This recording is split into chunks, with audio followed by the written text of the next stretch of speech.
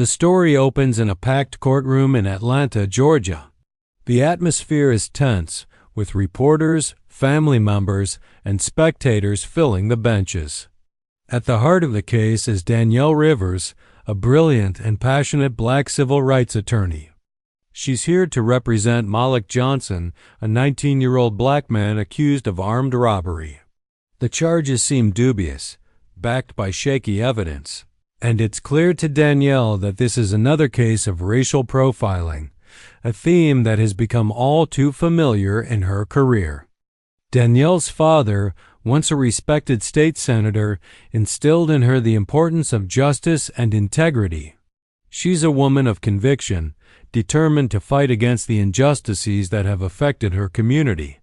Her reputation precedes her, and she has built a career based on exposing corrupt law enforcement practices. Malik's case has drawn her into the crosshairs of the local power structure. The district attorney Colin Drake is an ambitious prosecutor with plans to run for higher office. He's determined to win this case, despite the lack of credible evidence. In his eyes, Malik is just another criminal to add to his growing list of victories. But for Danielle, this case is personal. The fact that Malik's youth and his black identity have been weaponized against him makes her all the more determined to expose the truth. As the trial begins, the judge overseeing the case is Judge Harlan Bates, an older white man who has shown signs of bias in previous cases. Known for his rigid and conservative viewpoints, Bates has a reputation for being dismissive of any cases involving civil rights. From the moment he takes his seat, there's a palpable tension in the courtroom. His demeanor toward Danielle is cold and condescending, as though her presence as a black woman lawyer is a disruption to the system he has long controlled. Prosecution opens with its case, presenting a version of events where Malik is allegedly caught red-handed during a robbery at a local store. The narrative is clear. Malik, armed and dangerous, attempted to steal from a store. The only issue is that the physical evidence doesn't add up. The supposed witness against Malik is unreliable, and the security footage from the store seems to have been tampered with. But the court is determined to overlook these discrepancies, especially with the media swirling around the case. Danielle watches carefully, taking note of the holes in the prosecution's arguments. It's clear that the case against Malik is built on the kind of assumptions that have plagued young black men for generations. The fact that he's standing trial is evidence enough in the eyes of many in the courtroom. When Danielle finally takes the stand, she's calm and composed, ready to testify about what she knows, not just about the evidence in Malik's case, but about the broader pattern of police misconduct and racial injustice that has plagued the city for years. But from the very first moment, Judge Bates interrupts her. He questions her credibility and insinuates that her own history of fighting against police corruption makes her an unreliable witness. His condescending tone and dismissive attitude are apparent to everyone in the room, yet Danielle remains unfazed. The prosecutor, Colin Drake, follows up, attempting to paint Danielle as biased, even going so far as to call her overly emotional. He accuses her of turning the courtroom into a platform for her political views. The tension mounts as judge. Bates continues to support Drake, further undermining Danielle's credibility. It's a strategy meant to weaken her and keep the focus on the narrative that Malik is guilty. But Danielle refuses to back down. She calmly reminds the court that her role as an attorney is to seek the truth, no matter how inconvenient it may be. As she speaks, she hints at something bigger, something that could expose the very system that has led to Malik's wrongful arrest. She slips a subtle statement that shakes the courtroom. If you won't let me speak here, I've already made sure someone else will. The stage is set. The battle lines are drawn. Danielle has already laid the groundwork for something far greater than just a courtroom victory. She's about to expose corruption at a level no one is prepared for. As Part 2 begins, Danielle Rivers remains on the witness stand, facing off against a courtroom that seems determined to silence her. The atmosphere has shifted. Her calm defiance at the end of Part 1, her quiet warning that others beyond the court are watching, has unsettled the judge and the prosecution. But rather than give her words weight, they double down on discrediting her. Judge Harlan Bates, visibly irritated, interrupts Danielle again as she tries to continue her testimony. He objects to her tone, questions her qualifications, and even accuses her of injecting politics into a legal matter. The courtroom feels increasingly hostile, with the judge acting more like a second prosecutor than a neutral party. Danielle, however, remains composed. She's used to these tactics, the attempts to paint a strong black woman as angry or disruptive. She doesn't flinch. District Attorney Colin Drake takes his turn to cross-examine her. He knows he can't refute the facts, so he targets Danielle personally. He brings up her past activism, her statements on systemic racism, and a case she won years ago that embarrassed the police department. His voice rises with every question, suggesting she has an agenda and implying that her loyalty to the black community outweighs her duty to the law. Danielle doesn't take the bait. With measured precision, she turns each question into an opportunity.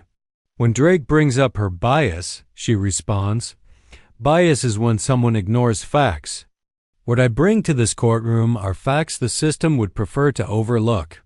She then starts laying out the evidence she's gathered: sworn testimony from a police department whistleblower, a copy of the body cam footage from the arrest showing not Malik committing a crime, but officers verbally threatening and planting evidence on him, internal emails revealing that officers were rewarded for high arrest numbers in black neighborhoods. The judge, visibly sweating, stops her again. He claims this is inappropriate for the current proceedings and demands that the documents be struck from the record. Danielle protests, arguing that this evidence directly challenges the integrity of the arrest and Malik's constitutional rights.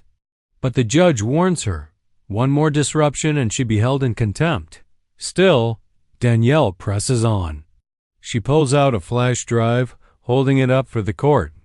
"This," she says, "contains the unedited footage of Malik's arrest, footage that doesn't match the police report or what the prosecution has presented." Gasps ripple through the courtroom. Reporters begin frantically scribbling notes. The defense table stiffens. Judge Bates is furious. He bangs his gavel and refuses to admit the flash drive into evidence, demanding it be turned over and sealed pending authentication. Danielle doesn't argue. She simply locks eyes with Judge Bates and says, "If you're not ready to face the truth, I'm sure others are." A strange hush falls over the courtroom. Before anyone can process her words, the large double doors at the back of the courtroom swing open. Two figures in dark suits enter, flashing badges. "We're with the FBI," one agent says. "We're here for the evidence and the truth." The courtroom freezes. The balance of power just shifted, and no one saw it coming. Danielle slowly lowers the flash drive. Eyes steady. Everything is about to change. The courtroom falls into absolute silence as the two suited figures stride confidently down the aisle. The tension, already high, is now electric. The taller of the two flashes his badge again and speaks with quiet authority. "Special Agent Cruz, FBI." "This is Agent Mackenzie. We're here under federal directive to collect evidence relevant to an ongoing investigation." Judge Bates stiffens, clearly caught off guard. He tries to assert control. "This is a state court. You have no jurisdiction to interrupt proceedings unless—" Agent Mackenzie cuts him off politely but firmly. "We do. We have a sealed federal warrant. This court, this case, and several officials involved are now of interest to an active investigation into systemic civil rights violations and judicial misconduct." Gasps echo through the courtroom. Whispers rise among reporters and spectators, creating a wave of murmured disbelief. Meanwhile, Danielle remains composed, hands folded on the defense table. She's not surprised. This was always the plan. The judge tries to maintain authority, declaring a recess, but it's clear he's losing control. The bailiff hesitates, unsure whether to follow the judge's orders or defer to the federal agents. Eventually, Judge Bates slams his gavel again, announcing a brief recess, and calls all lawyers and the agents to his chambers for a private conversation. Behind closed doors, the truth spills out.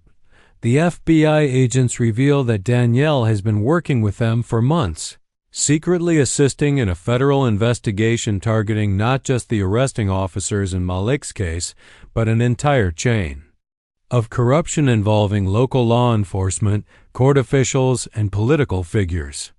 What began as a defense case became a window into something far more dangerous. The flash drive Danielle brought to court.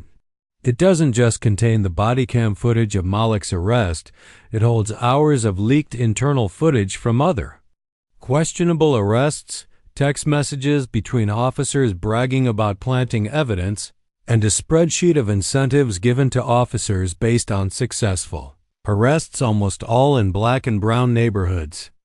There's even a recorded phone call between an assistant district attorney and a police chief discussing how to clean up inconvenient cases to avoid media attention.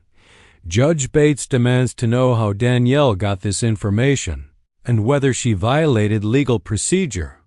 Agent Cruz calmly replies, Ms. Rivers acted as a protected informant under federal oversight. Every piece of evidence was collected legally. The agents inform everyone present that multiple warrants have already been issued. Several officers have been taken into custody that morning, and more arrests are expected, possibly even in this courtroom. Back in the main hall, the crowd grows restless. Word has started to leak from reporters texting quietly. The judge returns to the bench, visibly shaken, and abruptly announces that the day's proceedings are adjourned before anyone can stand. Agent Mackenzie turns to face the court and makes a public statement. The FBI is currently reviewing evidence of systemic corruption tied to multiple false convictions, including the case of Malik Johnson. We advise all parties to remain available for federal questioning. Panic ripples through the prosecution team. Colin Drake's smug expression dissolves. Malik looks stunned. Danielle places a steady hand on his arm. It's happening, she whispers. You're not just being defended, you're being vindicated. The camera flashes, reporters surge forward, and the courtroom becomes a battlefield of truth. The bombshell has dropped, and no one in power is safe. The courtroom is in chaos after the FBI's dramatic intervention.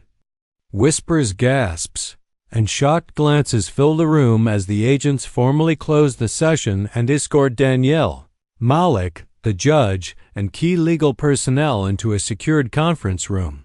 Behind closed doors, the atmosphere is completely different, tense, cold, and clinical. Special Agent Cruz lays a thick folder on the table, opening it to reveal dozens of pages of transcripts, photographs, email threads, and surveillance stills. What Ms. Rivers introduced into evidence, he begins, is only the tip of what we've uncovered. The agents reveal the heart of the investigation, a years-long operation into systemic corruption within the Atlanta criminal justice system. It began with a pattern, a disproportionate number of black youths arrested on questionable charges in specific neighborhoods. These arrests led to a spike in police commendations, bonuses, and political praise for being tough on crime. But behind the scenes, a network of law enforcement officers, prosecutors, and even a few judges were orchestrating a campaign that manufactured convictions to advance their own careers. At the center of this network is a score system that rewarded officers for arrests, regardless of truth or evidence. Officers who followed the system were promoted. Prosecutors who secured convictions received campaign donations and endorsements. Judges who overlooked inconsistencies were quietly supported in re-election campaigns. Danielle listens quietly, her hands folded while the others reel. District Attorney Colin Drake's face goes pale as Cruz reads aloud emails from his office, showing he was aware of the misconduct and covered it up to protect his win record. One of the most damning pieces of evidence is a video of an officer admitting, on camera, to planting a gun during Malik's arrest while laughing about how easy it was to get convictions in low-income neighborhoods where no one fights back. Then comes the shocker. Judge Harlan Bates himself is named in the investigation. Not only did he allow known tainted evidence in previous cases, but internal memos suggest he was warned by legal aides about inconsistencies and dismissed them. The agents say he is now under formal review and advise him not to leave the state. The judge, flustered and defensive, tries to shift blame. I had no knowledge. But Agent Mackenzie interrupts. You had access. You chose not to act. That's enough to make you complicit. Danielle finally speaks. Calm but firm, she says, this wasn't about one boy or one bad cop. It was a machine. And I wasn't going to let it keep grinding people like Malik into the ground. The agents confirm that Danielle approached them months ago after a string of cases didn't sit right with her. She provided them with leads, helped decode internal lingo used in reports to mask misconduct, and delivered the final piece. The body cam footage saved by a rookie cop who refused to stay silent. Malik, sitting beside her, is stunned. You did all this. For me? Danielle replies, for you. And for everyone like you. By the end of the meeting, the court officials are released under heavy warning. Arrests are already happening across the city, and indictments are being prepared. The agents assure Danielle that the truth will not be buried. As the FBI escorts her and Malik out of the courthouse, Danielle walks tall. No longer just a defense attorney, but the woman who helped take down a corrupt system from the inside. The day after the FBI's intervention, headlines explode across television screens and social media. Mass arrests rock Atlanta legal system. FBI probe uncovers deep judicial corruption. Teen freed after defense attorney exposes. Court-wide conspiracy. Danielle Rivers becomes a household name overnight. By mid-morning, multiple law enforcement officers are arrested, including 2 captains, 5 patrol officers, and a precinct commander. Their charges range from falsifying evidence to conspiracy to violate civil rights. The district attorney, Colin Drake, resigns in disgrace after learning he is facing federal indictment. Publicly, he calls it a political hit job. Privately, his legal team scrambles to negotiate a plea deal, but the most shocking development is the quiet suspension of Judge Harlan Bates. Though not yet formally charged, he is placed under investigation and ordered off the bench. He disappears from public view, refusing media interviews and declining to attend court functions. For someone who once commanded courtrooms with iron authority, his silence speaks volumes. Inside City Hall, panic spreads. Politicians who build careers on law and order platforms try to distance themselves from the scandal. Some officials call for sweeping reforms, while others go into hiding, fearing what Danielle or the FBI might reveal next. Meanwhile, Malik Johnson is officially cleared of all charges. The press captures emotional footage of him walking out of a juvenile detention center, his mother hugging him so tightly he nearly collapses. Reporters swarm Danielle for comment, but she gives only a brief, powerful statement. Malik is free. But freedom is more than walking out of a building. It's walking into a system that sees you as human. That fight is far from over. In the weeks that follow, Danielle becomes the face of a movement. Civil rights leaders, legal scholars, and activists rally behind her. Law students across the country begin citing the Rivers method, her strategy. of blending courtroom advocacy with investigative work as a model of modern resistance. Documentaries are proposed. Universities request her for keynote speeches. But Danielle avoids the spotlight as much as she can. Focused instead on what comes next, she turns down a prestigious federal appointment offered by the FBI, a position that would have made her one of the youngest black women ever to hold such a role. Instead, she announces the launch of a nonprofit legal defense foundation called True Justice Initiative, aimed at defending falsely accused youth, particularly in marginalized communities. She hires a small, diverse team of lawyers, investigators, and social workers. Among her first hires, Malik, who wants to give back and share his story with others walking the same path. Their first official case? Defending a teenager arrested under similar circumstances to Malik, a sign that though the machine may be damaged, it's not yet dismantled. Outside her new office, community members gather, holding signs that read, "Thank you, Danielle. Justice lives here.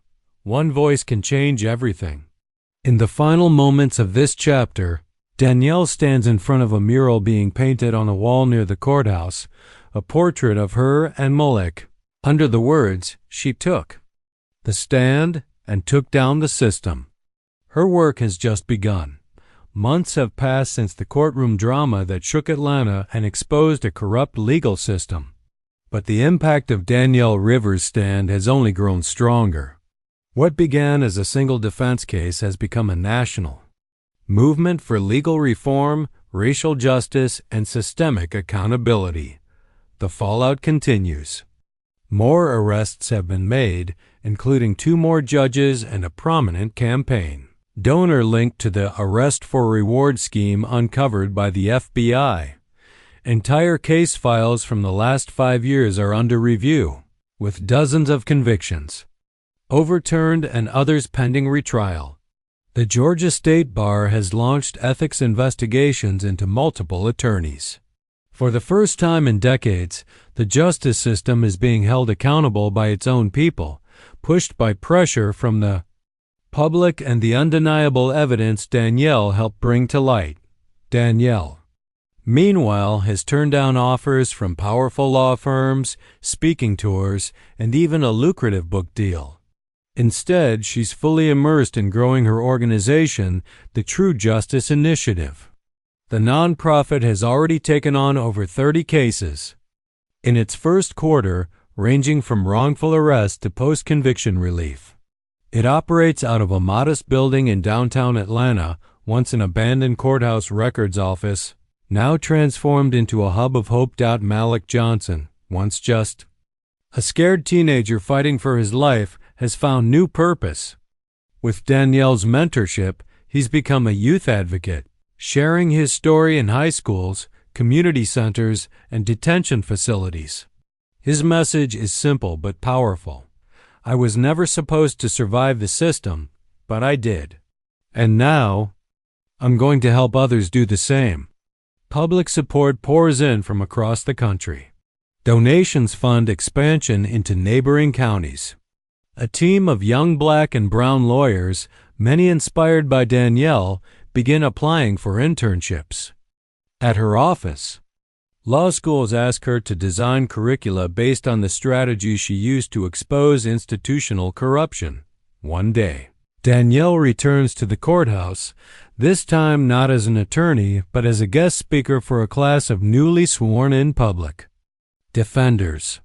She walks through the same halls where she once was silenced, now greeted with respect and admiration. In the training room, she shares her message with future advocates. You will be underestimated. You'll be interrupted, dismissed, even threatened. But never forget that the truth doesn't need to shout. It just needs to stand long enough for the silence to break. Her words are met with thunderous applause. In the final scenes, we see a mural dedication. The wall across from the courthouse is now painted with the faces of Danielle and Malik. The inscription reads, "Justice is not what they give you, it's what you fight for." As the camera pans out, Danielle is seen walking away from the ceremony with Malik and two young law clerks from her office. They're discussing a new case, another youth caught in the system. There's no rest, no celebration, just more work to be done, but Danielle smiles. Not because the fight is over, but because, for the first time, it's a fair fight and she's not alone. Justice didn't arrive in a courtroom. It walked in, stood tall, and changed the system forever.